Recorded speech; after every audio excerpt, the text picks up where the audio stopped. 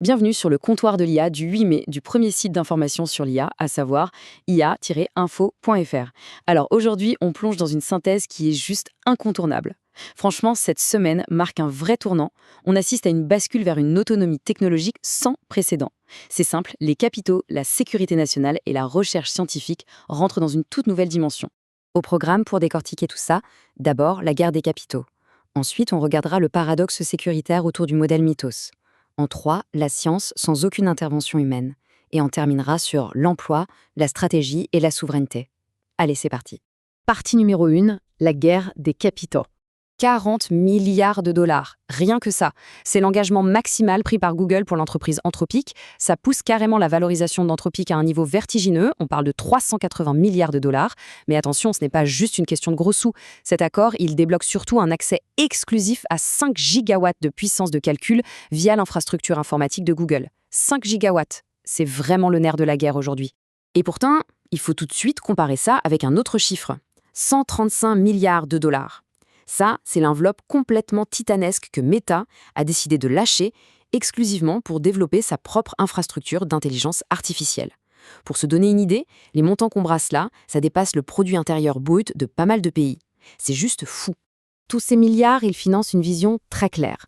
Mark Zuckerberg l'a bien résumé. L'année où l'IA commencera à transformer radicalement les modes de travail. Voilà.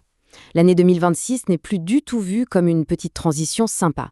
Pour les leaders du secteur, c'est le point de rupture. C'est l'année qui va totalement chambouler notre façon de travailler à l'échelle mondiale.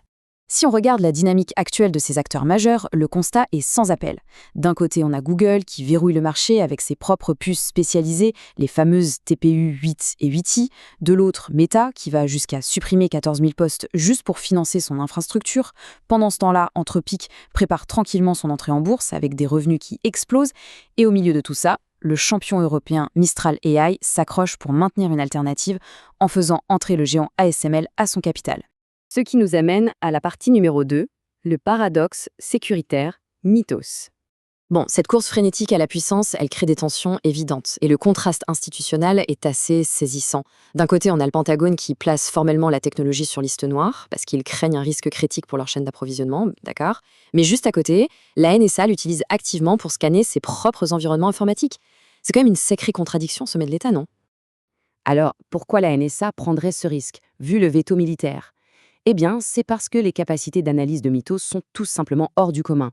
Pour donner un exemple, le modèle vient de découvrir une faille qui dormait tranquillement depuis 27 ans. 27 ans dans le système BSD. Et ça, c'est la base logicielle fondamentale qu'on retrouve dans l'iPhone ou la console PlayStation. C'est énorme. Et forcément, une telle puissance, ça fascine au-delà des agences gouvernementales. On a carrément des piliers de la finance mondiale comme Goldman Sachs, Citigroup, Bank of America et Morgan Stanley qui testent Mythos en ce moment même. Regroupés dans un consortium, ils évaluent son potentiel pour sécuriser leurs infrastructures critiques, le tout sous le regard très attentif du secrétariat au Trésor américain. Allez, on passe à la troisième partie, science sans intervention humaine. Il faut bien retenir ce chiffre, 150. 150, c'est le nombre d'entités artificielles qui tournent en ce moment en totale autonomie sur une plateforme expérimentale de l'Université de Chicago. Cette plateforme, elle s'appelle Agent 4 Science. Et c'est là que ça devient complètement fou. Ces agents, ils ne font pas que traiter de la donnée. Non, ils publient des articles de recherche, ils débattent, ils se critiquent mutuellement. En gros, tout le processus de la recherche académique, de la création de la connaissance jusqu'à l'évaluation par les pairs, se fait en totale autonomie. L'humain a été complètement retiré de la boucle. Quatrième et dernière partie, emploi, stratégie et souveraineté. Parce que oui, ces bons technologiques ont un coût bien réel. Et il est implacable. En gros, les budgets qui allaient au salaire sont redirigés vers le silicium et l'énergie pour entraîner ces modèles géants. Le résultat ? 78 500 emplois dans la technologie ont été détruits depuis janvier 2026. Et la tendance montre bien que la moitié de ces pertes, c'est de l'automatisation directe et assumée.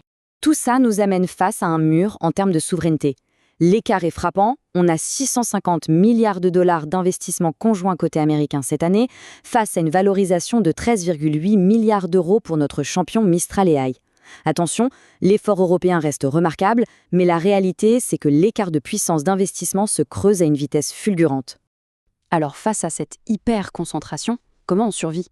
Surtout à l'échelle des petites entreprises et des artisans. Les recommandations de l'agence Simadio tapent dans le mille. Il faut absolument couper la dépendance aux réseaux sociaux comme Facebook ou Instagram. La stratégie de survie, c'est la pleine propriété de son site internet, une vraie indépendance face aux algorithmes tiers et la maîtrise stratégique du référencement naturel avec des contenus d'expertise. C'est vital. Avant de se quitter, on doit se poser une vraie question de fond.